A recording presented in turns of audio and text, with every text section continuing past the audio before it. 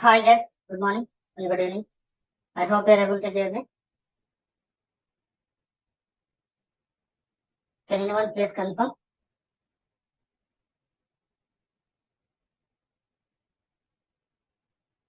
Okay.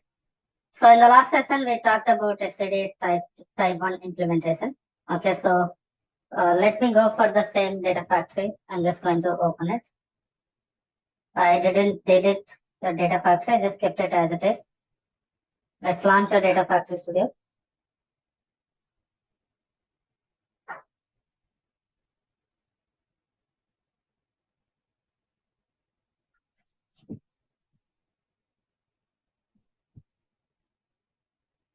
Let's go to author. So I'm there in the SAD type 1 branch.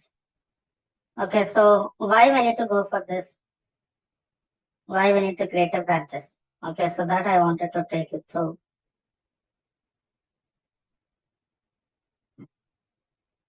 Just give me a moment.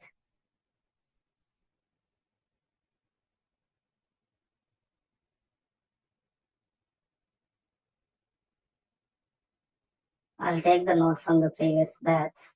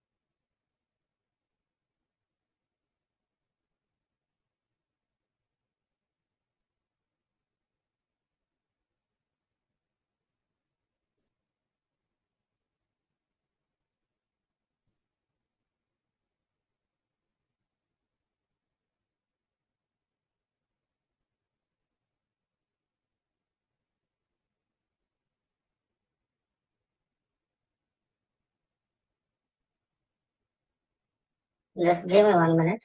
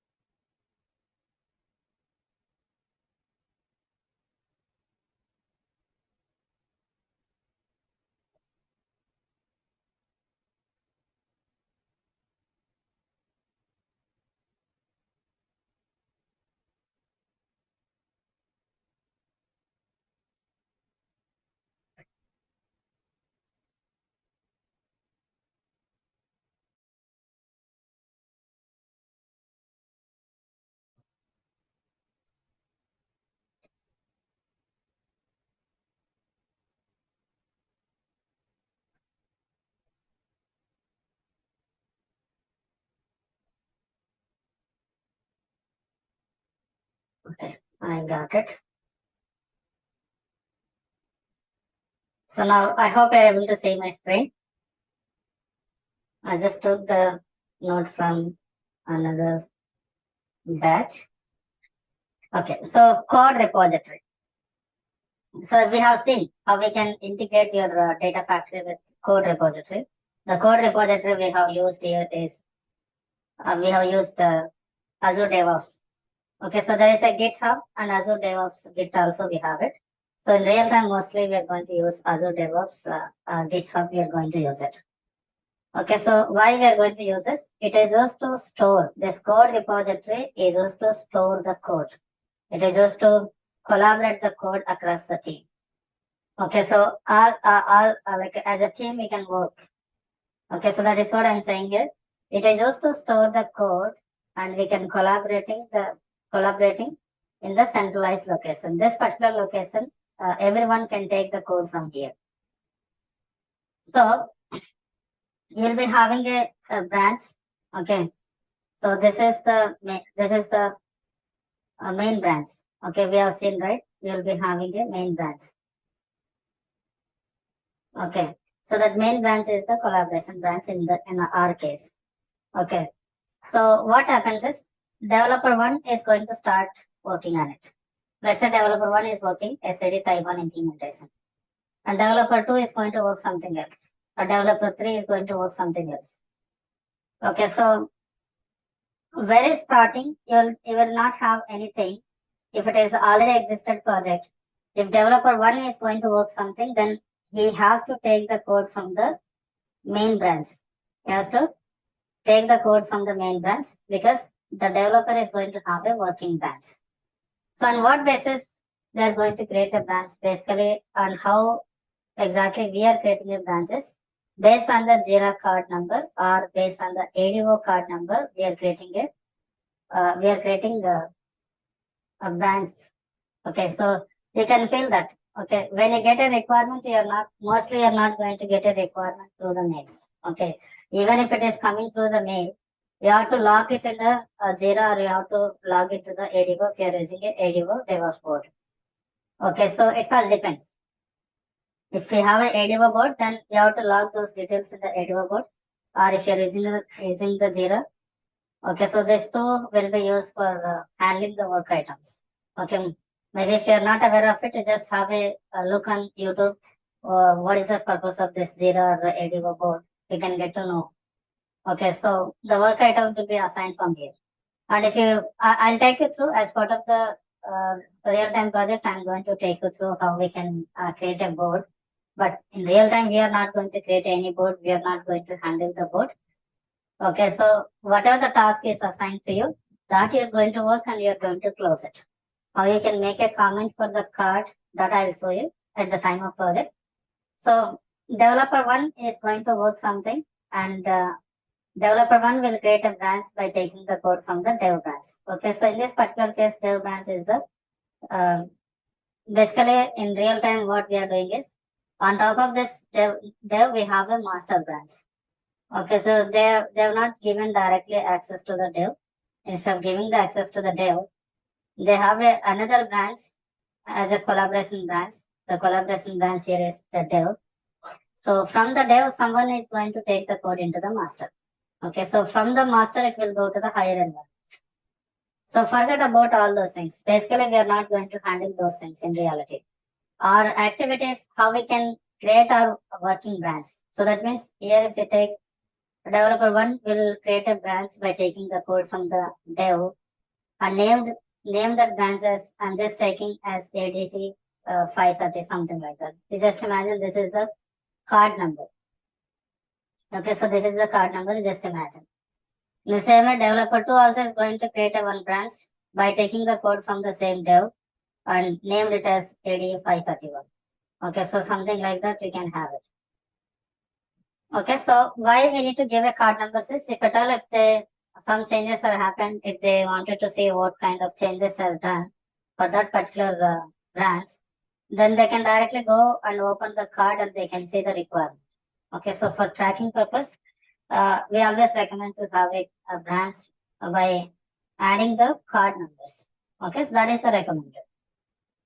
And we have seen how we can create a DevOps organization. You can use either GitHub or you can use Azure DevOps to create a repository. So once you create an organization, we created a project also. Just go through the last session, how we have done it. You can get to know. And when you have a project, by default, the project is going to work as a repository. And if you wanted to create a new repository, yes, we can create it. The same organization, the same branch, so the same project I'm going to use for project also. At the time of project, I'm going to create a separate branches for this. Okay, so this is the intention of this branch. So once this development is completed, we can merge the code with the collaboration branch. So that is how we are doing in this particular case. This is a working branch. So if you wanted to merge this code. This code is not available in the main branch. If you see, I have a data flow here. I have a one pipeline. But if I go to the main branch is the collaboration branch here. Okay, so collaboration branch, any branch you can create. Okay. That's fine. Now if you see here, I don't have anything. If you have a code in the main branch, then only can publish it. If I have a code here, if I try to publish the data, if I try to publish this code into the data factory, cannot publish it, you can say this is disabled. So publish is only allowed from the collaboration branch, that is main branch. So create a pull request to merge your changes into the collaboration branch. So you can do publish only from the collaboration branch, not from the working branch. So that is what you have to keep in mind. Now, if I go to the main branch, just observe, I'm able to see this publish because publish is available for only from collaboration branch. Now again, I'm just going back to my branch, that is working branch. Okay, so if you wanted to bring this code into the master branch, then what you have to do is,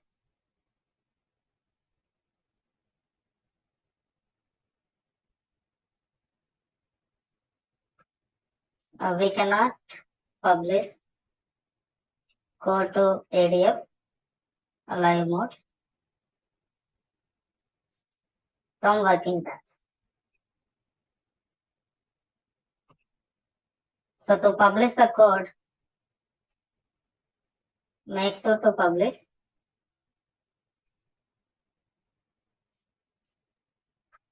from collaboration branch.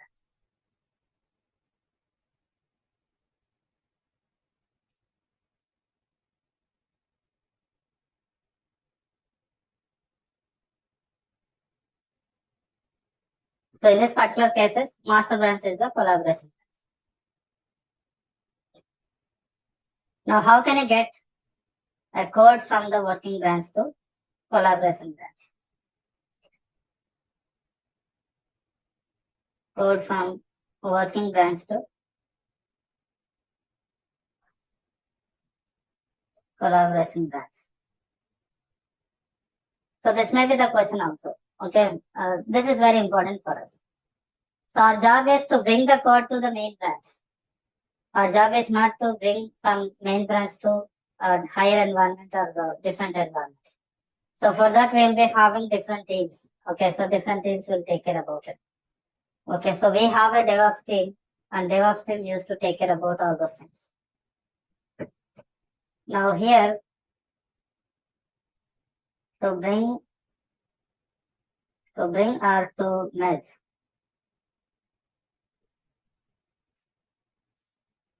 code from working branch to main branch, or I'm just giving collaboration branch, because collaboration branch may be anything. Okay. So to bring or merge code from working branch to collaboration branch, we have to pull the request to merge the code. Okay. So we have to create a pull request. If you create a pull request, then only the code will go to the main branch. Okay, so it's not like just when the moment you pull the request, it will not go and merge it. So some gatekeeper will be there to take care about it again. Okay, so someone is going to review it. Let me pull this request. We already done. We already tested. When we are going to create a pull request is once everything is tested. Okay, so most of the things as per the requirement, once you tested, then you can go for the pull request. Let's create a pull request. Simple it is. By using Data Factory, it is very simple. Okay, so by using Databricks, that you may feel little difficult, but even that is also much more simple. Okay, so here we are saying save to push the code, where in Databricks we are going to say it is a push or commit. These two options will be there, push or commit. So here I am going to create a pull request. Once you create a pull request, it will go to the Azure DevOps. Okay, you have to provide. Okay, you have to create a pull request by providing all those details here. I'm just giving. So project ID 02 it is. I'm just giving PL SCD type 1 implementation, or you can give any title for this. So if you want to write the description, you can write it. So reviewers, you can provide who wants to review your code. Basically in real time, as a team, you are going to have a multiple page to write. So you can give a different persons to review it. Let's say, for example, I'm giving my name only.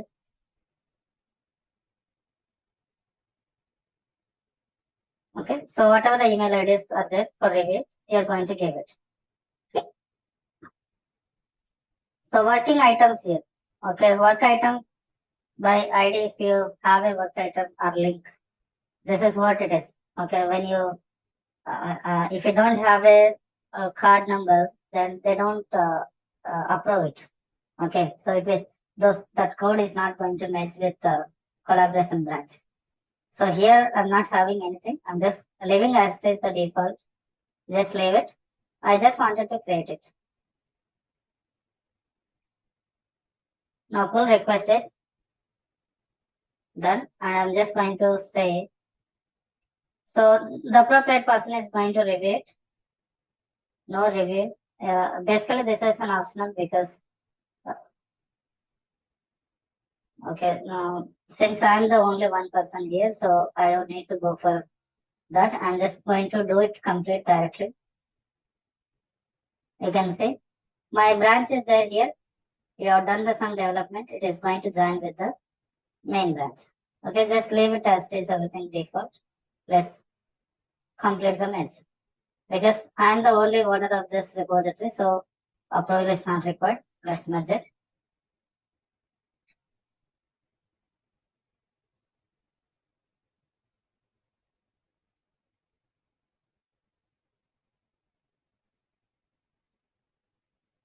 Now if you go to the Data Factory, go to your main branch.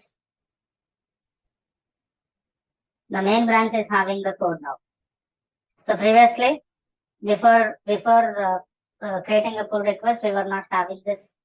We were not having it, but now we are having is because we match the code with the main branch. That means with the collaboration branch. Okay, so if anyone wants to create a new branch next time, then he has to create a branch from the main branch. Okay, so whatever the code is there in the main branch, all the code will go to the next working branch. Okay, so that we'll see. Now, before that, if you go to the Data Factory live mode, you're not having it. Okay, so you don't get to chance to change anything here. Okay, you have to go for Azure DevOps Git. Now I'm there in the main branch. Now I'm publishing the code. Publish it. So once you publish from the collaboration branch, then only it will go to the Data Factory.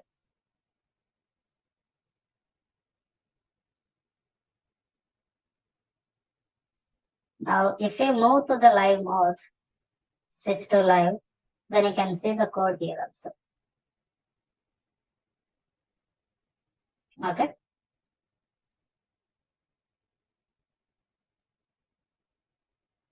So at this point of time, this is more enough. So in the future, we are going to say how we can move the code from lower environment to higher environment. So lower environment Data Factory will be different and higher environment Data Factory will be different. Okay, so we'll see that later. That is fine. And the next thing I wanted to talk here is basically before going to the SCD type 2 implementation, type 2, I need complete 1 hour session to explain. I wanted to talk about sheet performance kind of things here.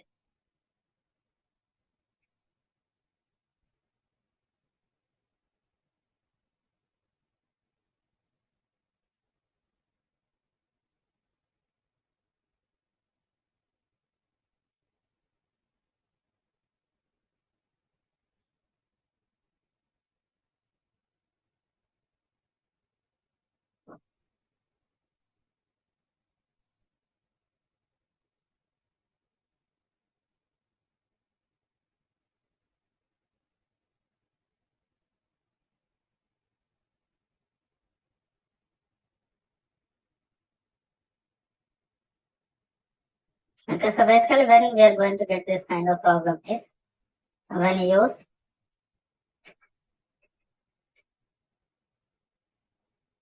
exist transformation or lookup transformation or join transformation.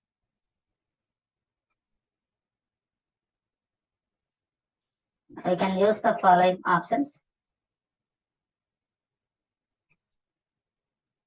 to increase the performance. Okay, so this kind of question, there is a chances to face even in the Databricks also. Okay, so in Databricks we have to do explicitly, whereas in a Data Factory we don't need to do explicitly. So that particular option is going to be taken care by a Data Factory itself. Okay, so let's go here. This is a lookup, optimize. So what options are there? There are two different options are there to go for the optimization. So one is broadcast, another is partitioning option.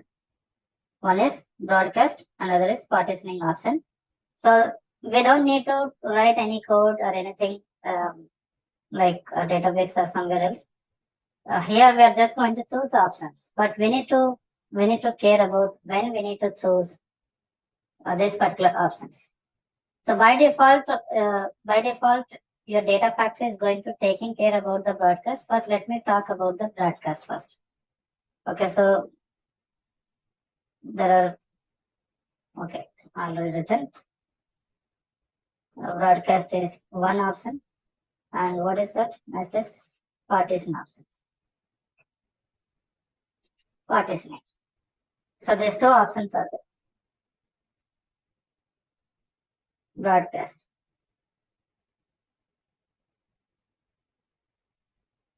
So I told you, when you use the data flow, we are going to have a Spark cluster behind the scene. Okay, so Spark cluster, we are going to have it.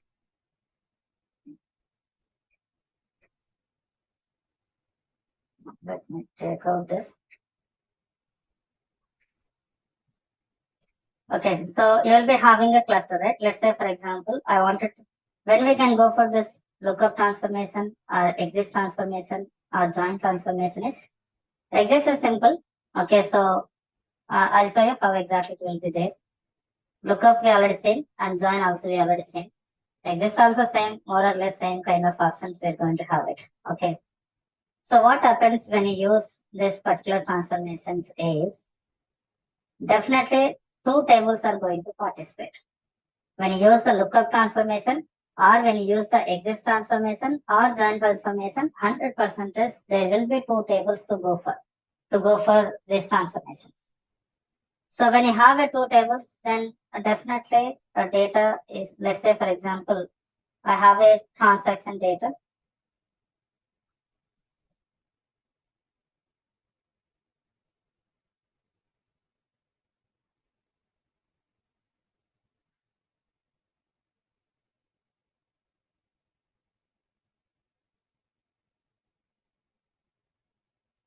I have a two tables. One is transaction tables and product table. Okay, or let me take location table.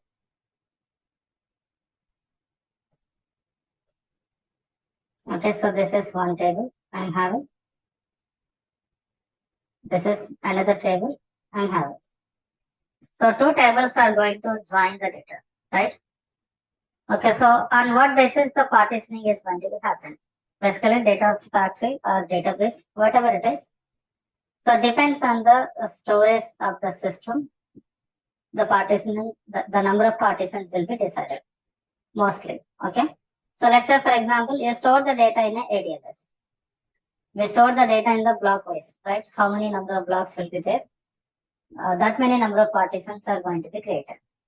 Even if the data is getting from S3 bucket, even there also they are going to maintain the blocking on it.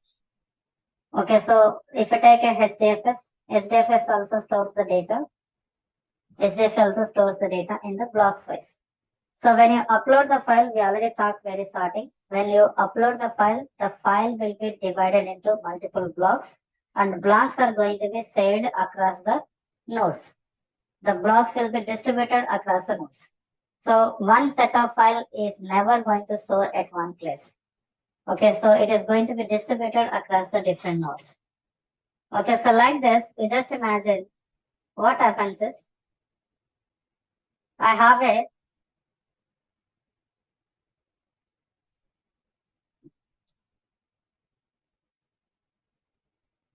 hundred blocks. I have a 100 blocks. When you have a 100 blocks, then definitely 100 partitions are going to be created. 100 partitions are going to be created. Better, we'll do it here itself so that it will be easy for me to export.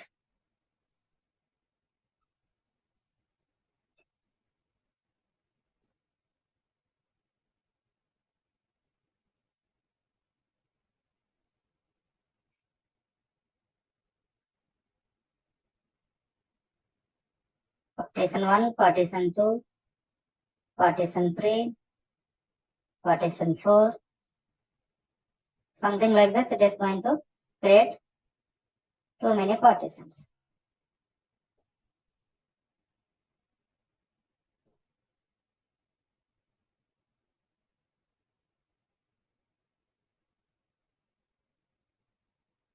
Okay, so when you have the files like this, let me say the file, the table is table or file, anything, just imagine. Okay, 100% it is not a table, it's a file only. Only file only is going to have the data distributed across the different nodes. So transaction dot Parquet or anything.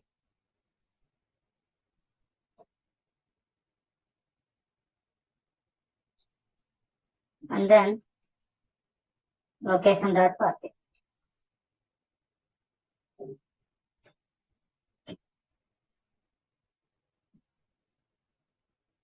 This is one file.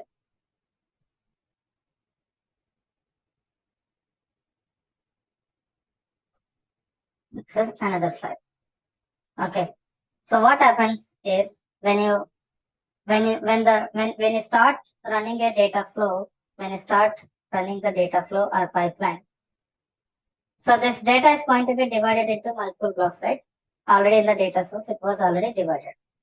So when it comes to the data factory, this data is going to be distributed across the different nodes. So here also we are having multiple nodes. Okay, so as I said, if your data source is having 100 nodes here, 100 blocks, not a nodes, it's a 100 blocks. When you have 100 blocks for the transaction table, transaction file, 100 blocks, 100 partitions are going to be created. 100 partitions are going to be created. Okay, so I'm just giving this as P1.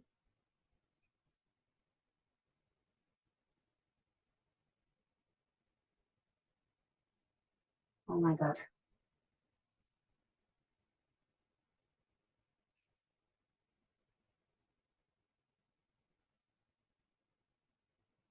P1, P2, P3, P4, P5, P6, and P100.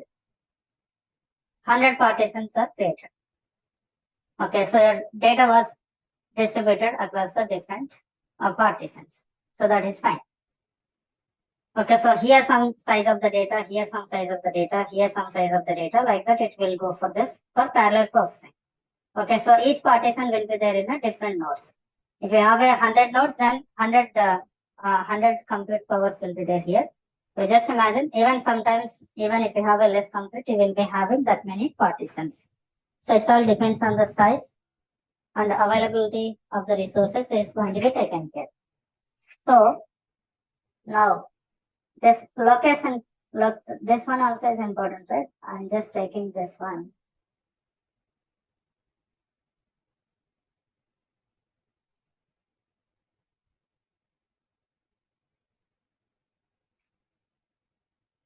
Okay. So here, what happens is, let me take this also here.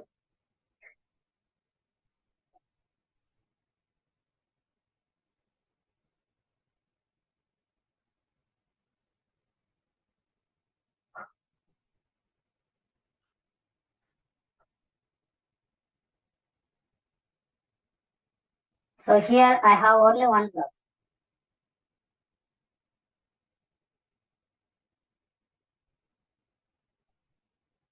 Just imagine. Here I have only one block. So this is more on theory only this. Okay, so there is a chances because we don't do practical everything in general. Okay, so most of the things will be taken care by your data factory itself. Okay, so one block is there. So one block I'm just going to create here.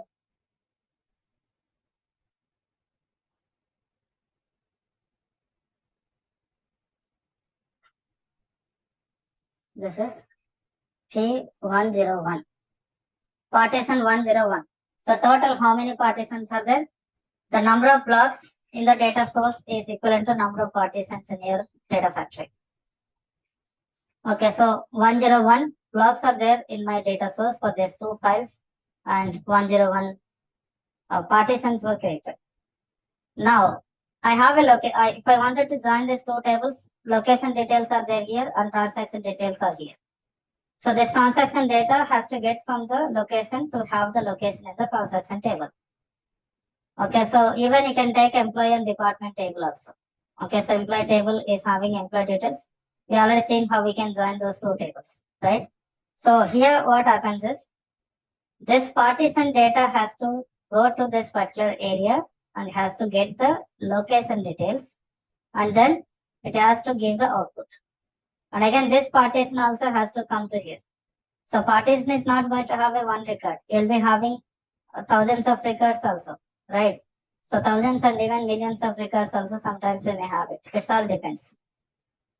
Okay, so that many times each record has to go here and has to get it. So it has to travel to this particular partition. Okay, so if you have this many partitions, if all these partitions are trying to get the data from here, then definitely it is going to take a time. If you go for general approach, this is the general approach that I am saying. Okay, so that I have a only less volume of data here. I have a less volume of data here. So because of that reason, what we can do here is we can broadcast this data across all these partitions. We can broadcast this data across all these particular partitions. Then this partition data has not required to move from this particular place to this particular place. That means whatever the 101 partition data is there, that data also I'm going to keep it in the partition 1 also. I'm keeping that data in the partition 1 and I mean to say in this particular node. So this data again I'm bringing into this particular node. Into all these nodes it is repeatedly coming. Okay, so since it is having only one block, so one block data will be less sorted. Okay, so in one system we can have a multiple partitions. One system can have a multiple partitions. I mean to say that will be having a capability to have a multiple partitions within the single node. So this 101 partition data is also going to have in this particular place. That means I'm just saying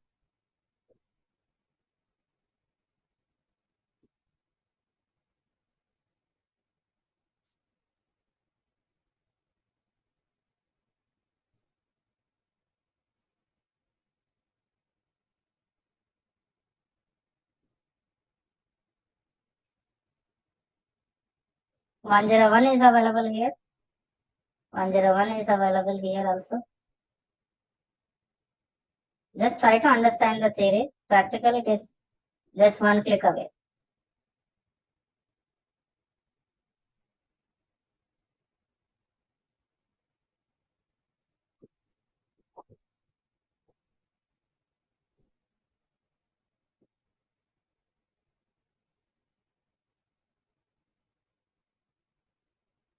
Okay, something like this it is happening.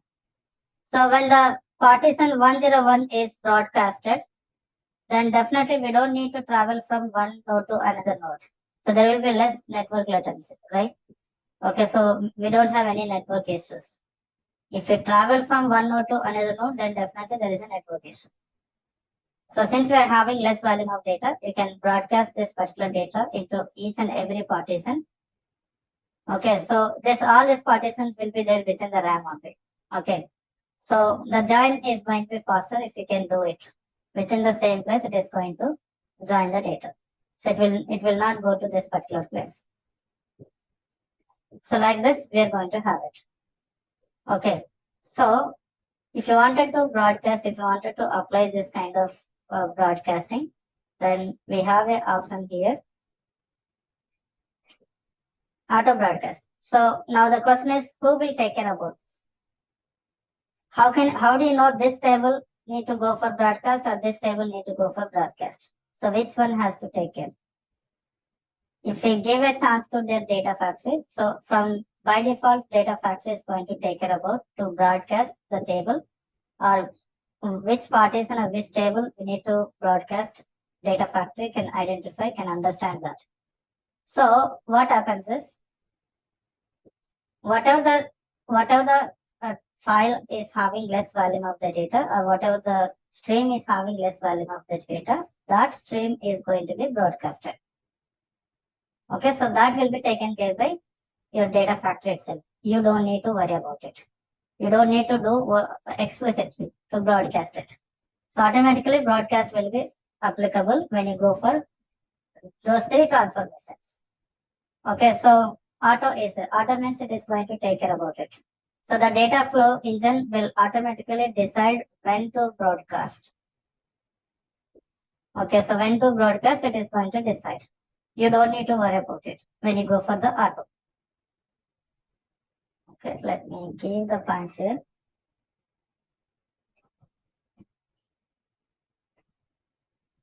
Data factory engine will decide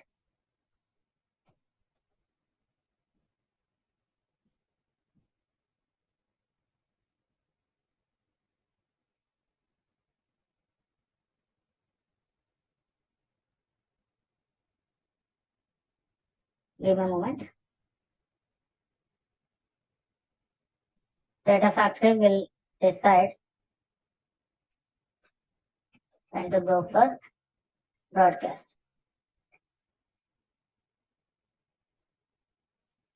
There are three options in the broadcast. One is auto.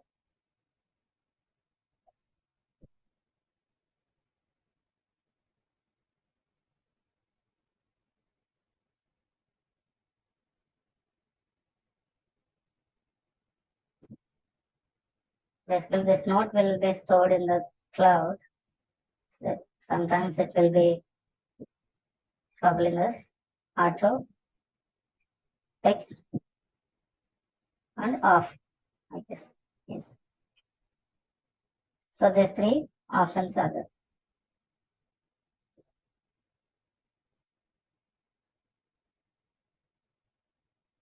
Sorry. Let's keep this here.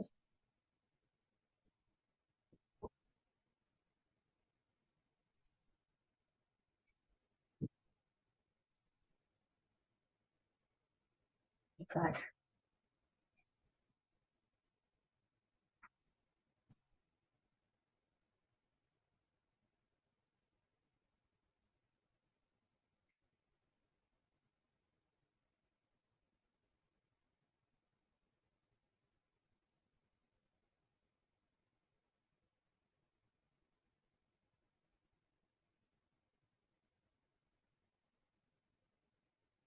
Okay, so basically fixed means what happens is, I'll come back to this particular node.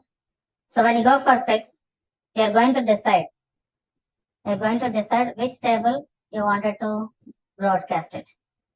If you're really aware of it, what you wanted to keep it, then you can go for the fixed. So fixed, you can specify which table you wanted to take broadcast. So do you want to go with the left string or do you want to go with the right string? So broadcast options are available when you go for this particular fixed. So that means you're fixing which table need to go for broadcast. If you go for auto, your data factory engine will decide. If you go for off, then you don't need to go for broadcast. No broadcast will be there here. You can see. Disable broadcast, this may negatively impact the performance. Okay, so depends on your requirement, you can do it. You just go for the auto mostly. Okay, you just leave it. If really aware of your data, then you can go for the fixed also. The next I'm having partitioning options. Okay, I'm having a partitioning options. Use current partitioning means when you use the current partitioning is whatever the number of blocks are there in the data source, that many partitions are going to be created when you use the current partitioning. Okay, so you have 100 blocks in the data source, 100 partitions will be created. But I don't want to go for 100 partitions. All this 100 partitions, I wanted to keep it in a single partition for some reason. Okay, so if that is the case, then you can go for the single partition also. All the data is going to set it in a single partition.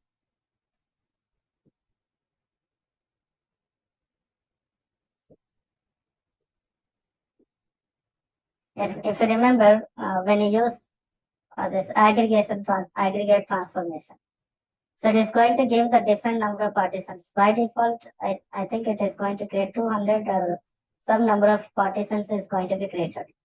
So just use the aggregate transformation, apply the aggregation, and when you see the output, okay, so if you remember yesterday I was showing you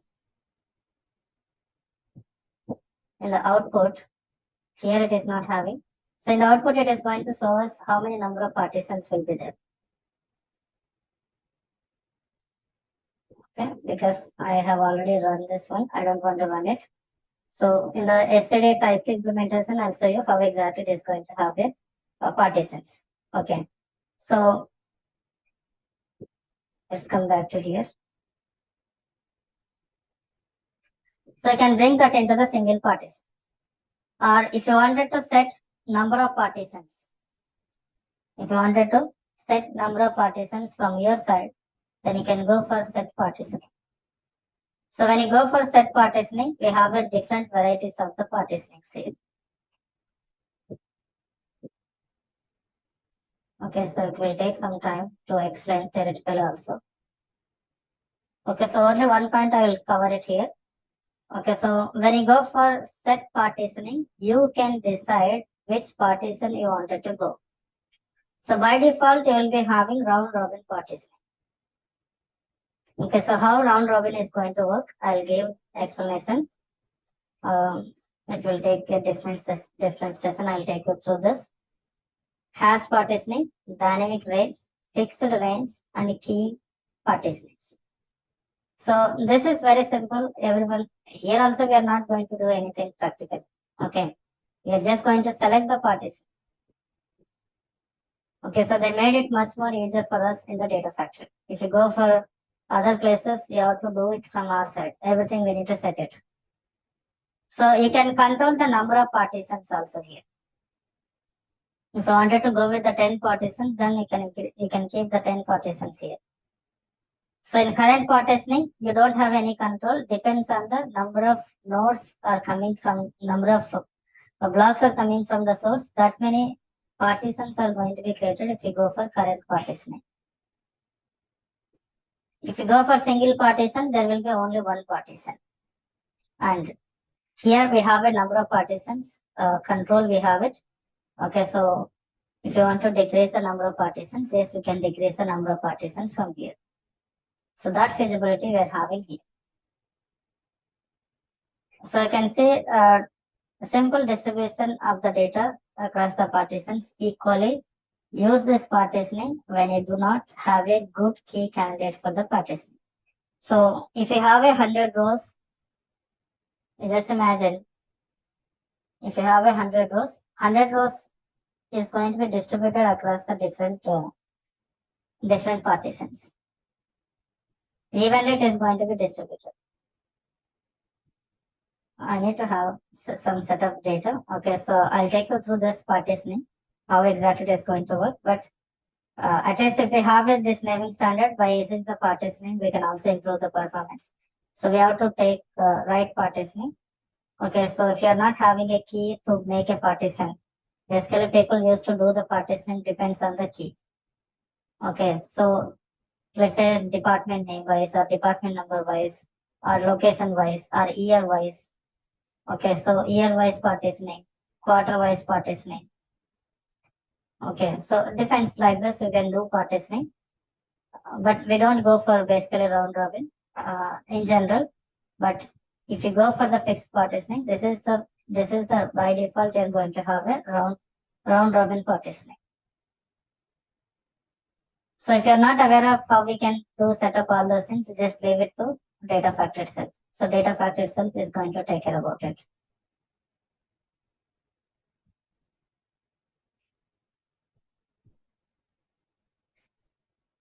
I lost the note.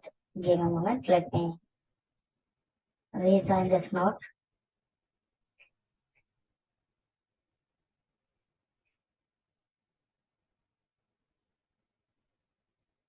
I'll explain the partitionings later. The time is not suitable. I need to have few examples.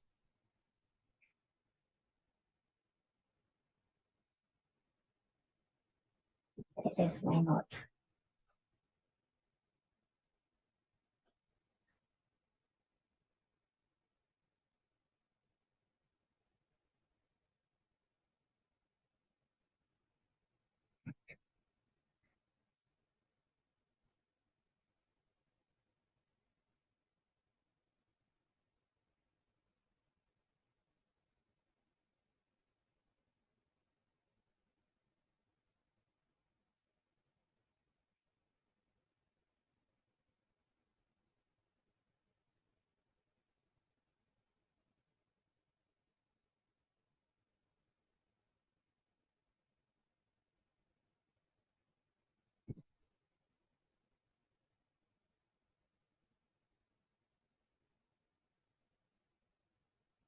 Okay, so for tomorrow, if possible, tomorrow itself, I'll explain this partitioning types. I'll set up the note.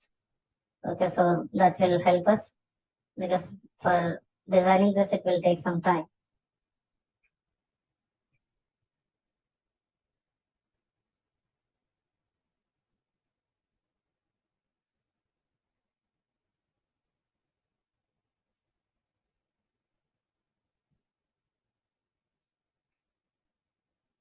I have an issue with my note whiteboard.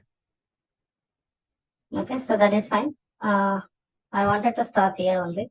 So I'll talk about this partitioning types on tomorrow itself.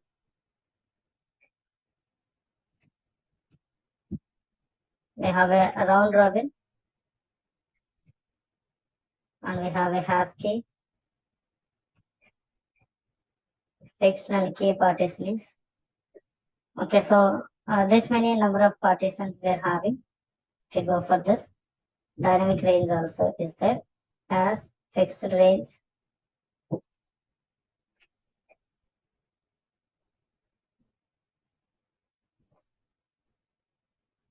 Dynamic range. Okay, so out of this important is hash key. Okay, so hash partitioning. So hash partitioning is possible only if you have a key. Okay, so otherwise it's not going to be possible. Okay, so I'll take you through this more in detail in the next session. And we can control the number of partitions if you go for the set partitioning. So only these options only we have when you go for the performance tuning side. Okay. I did not do any change.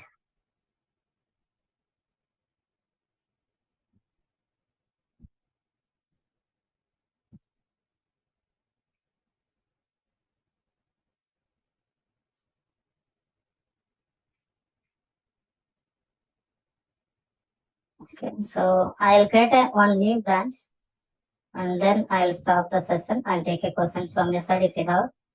So we already created one branch, right? Let me go to the GitHub.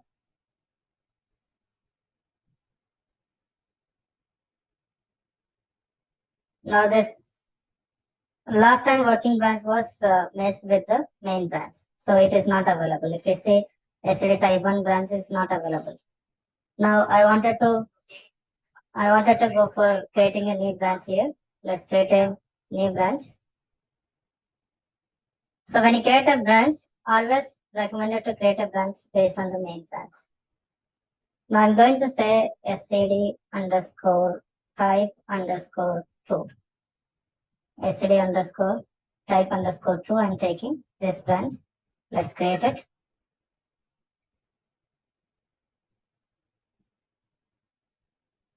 So this is a new branch. So when you create a new branch, whatever the code is there in the master branch, that means main branch. So all the code is came to even into this particular branch also. So on top of this, if you do any changes, then it is going to be added with this particular code only. Okay, so whatever the code is there in your main branch, all the code is going to be added to your working branch also, because we have created a branch based on the master branch. Okay, it was already saved. That is fine. So I'm just going to create a new data flow. df underscore SCD underscore type 2. So I'm not going to touch anything. I'm just giving only the name of the data flow only. Let's save it.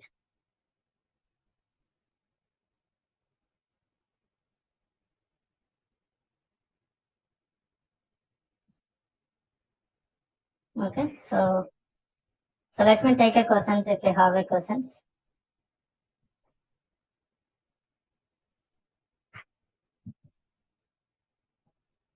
Unmute yourself and ask a questions if you have.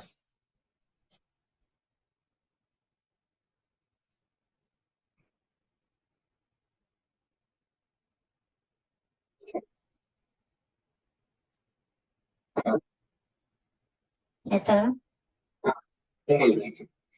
Yeah, The partition is similar like in SQL we have table partitioning concepts. So both are same, right? Concept is same. Wherever you go, the concept is similar. Yeah. And also for maintaining the code, check-ins and all. So we use only UI or any Visual Studio will use for the... No Visual Studio. From here only we are going to use. This is what it is.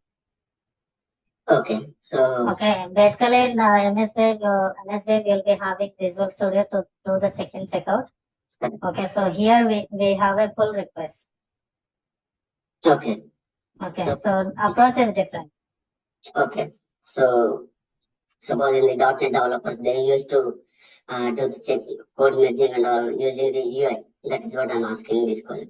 So, okay, for ADF, so we'll use this kind of approach to push the code. Yes. Okay. So there we wish to use check-in, check-out. Here we wish to do creating a working branch and pull the request. So that was the old approach. So this is the GitHub. Once the GitHub came to picture, the changes are happened. Okay. And one more thing. So in SAS we have a SAD concept, like the same attributes and history and all. So here, if you want to do the SAD type changes, we need to write this much pipelines for everywhere, like SAD. Okay. Yeah. Okay. So we'll use the same in the live scenarios. I mean, of course. Okay. Because if you miss any one pipeline, so it completely whole mess up. So that is what I'm asking. So no, definitely before bringing that into the production, we are going to do all the tests, right? In development, you are going to do, QA you are going to do. Then it will go to the production. Definitely it will be captured if there is any issue. Okay, sir. Yeah, that's all. Thank you. Hi, Bhaskar. This is Venkat. Yeah, Venkat. See, actually, yesterday I did some practice on this ADF, right? So when I created that ADF account, so there is a two pop-ups came like setup Git repository. So is it enabled default or we should create explicitly? No, setup repository. Did you attend yesterday session? Yes, I did it. Yeah, I understood that, but while Hmm. creating ADF, the two options came. Yes, two options will be there: set code repository Yes, and data factory live mode will be there. yes. Okay, so you have to take a set code repository Okay, to sync with the repository. okay. So If you set code. if you So don't if want I to sync it, if you don't want to sync, if you want to practice directly, then do practice with data factory. Okay, so if I set code repository means whatever the Yeah. code I'm developing here, the code will be synced with the existing Git repository. Yes, first it will save in the repository, then it will go to the data factory back from the main branch. Okay, but that code is built on main branch only, right? Very starting there will be no code. Okay. Okay, you're going basically your repository will be there with the main branch. Okay. Hmm. On top of the main branch, once it is set up with the repository, you can see the main branch from the data factory. Okay, Yes. like this. From the main branch, you have to create a working branch. Okay, so why? Because in the main branch the code is original, and there are fully developed code with Yes, all the developers. So yes, instead of disturbing that existing code, we should create a new branch. We can exactly, do our exactly. design and we can test. Once everything Yes, is fine, then again, as you mentioned in this call, we are going to pull request and finally we are merge this code into the yeah. main branch. So developer is going to create a one developer branch here. He will take the code from the starting. There will be nothing, right? So empty only will be there in the master branch. So here's the first branch he is created. Just imagine it's a brand new project. Yes. He created a branch. He did the some development, and he is going to merge the code here. He is going Yes, to yes, merge yes. the code. So now what happens is another developer also is going to create a one branch here. And again, one more developer is going to create a branch here. So he is also going to take the code from here, and he is also going to take the code from here. Okay, so when the deployment is going to be happen, before deployment, he has to merge it, right? So what happens is whatever he developed is going to pull the request to merge with this branch. So PR is going to be created by this developer 2, and developer 3 also is going to pull the request to merge the code. So some reviewer is going to merge this code into the main branch and this code into the main branch. So it's a like main canal it is. So into the main canal, child canals are going to join with the main canal. Yeah, You got got it. my point, right? So yes, I got you. See, for example, we already by using pull request, we merge our code into the main branch. Okay, so main branch means it contains all the code. Yes, But all the that code. main branch code should be in either lower environment as well as prod environments, right? No. Repository is not available for higher environments, only for dev environment. Okay, so as a developer, I can create a pipeline and I can deploy this code into the main branch only. So then after, Yes, if the same code wants to deploy into prod, then who can take care of it? basically DevOps team will take care about it. Okay, So but our DevOps role, pipeline, our role is not that level, but I'm trying to bring that into the project. I have to try because I didn't explain, I didn't participate in that particular areas. So we'll try. Okay. So I hope it will go smoothly as part of the project, so that you can get an idea how we can move the code from lower environment to higher environment. So higher environment will never connect to the Git. okay, Okay, so no Git integration. Only lower environment only you'll be having a Git integration. So Azure DevOps pipelines we need to create. ADF pipelines are different and Azure DevOps pipelines are different. Okay. Okay, so by using that we can do. Okay, so we'll see that. Are we going to create a DevOps pipelines or some other That's thing? what I'm planning. Basically, in real time, you don't get a chance to do this. That is what the CI/CD. CI/CD pipelines will be created by DevOps team. Okay, so our role is to maintain Bring the the code code to till main main branch. branch. Till the main branch. Till the main branch. Yeah, Okay. and one more is if you are a developer, you don't bring the code into the main branch. So some approver will be there. That approver, if he approved it, then it will go to the main branch. So some gatekeeper will be there, like a lead or some person is much more aware of that. Yes, To yes, review yeah. it, then it is going to merge it. It is not going to merge directly. Okay, it has to be reviewed.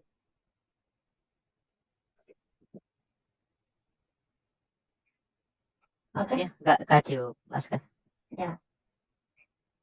Any other question, guys? If multiple developers using same, that means once we develop and merge it to main branch. But one that- gatekeeper only will be there. Okay. One gatekeeper only. He will allow one by one. Acha. Everyone will pull the request, but all the requests will not go one shot. He will do one by one. Once he will take one request, he will review it, and then he will merge with the main. Again, one more branch will be taken. So it's same like a canal. If you compare with canal, you can understand. But there is a chance, right? Whichever we work, there is a chance to work other people also with whichever we work. No, you work with your own card only, right? You will be having a cards. Assigned work will be there. You cannot work with the same pipeline. You don't work multiple persons with the same pipeline. No. Okay, so different pipelines you are going to have it. So once we merging it, it is once approver or reviewer merging, there is a flag, right? Means how it came to know it is merged. You will be having the DevOps, right? It will be configured. So you will get a mail. Okay. Okay, so that's what I'm saying. Azure DevOps board is going to take care about it. Even a Jira card also same thing. If you do some updates there, automatically you'll get updates. There is stages of like it is in progress, working. That is card. That is a working side. Not related to matching with the, Yeah. not with the matching. So working development, like if you have a Jira card, so how Okay. much percentage is completed depends on it. You can say in progress or completed or fixed. Waiting. Yeah. That is different. Okay, so I'll show that how exactly it will be there. DevOps storyboard. I'll show that.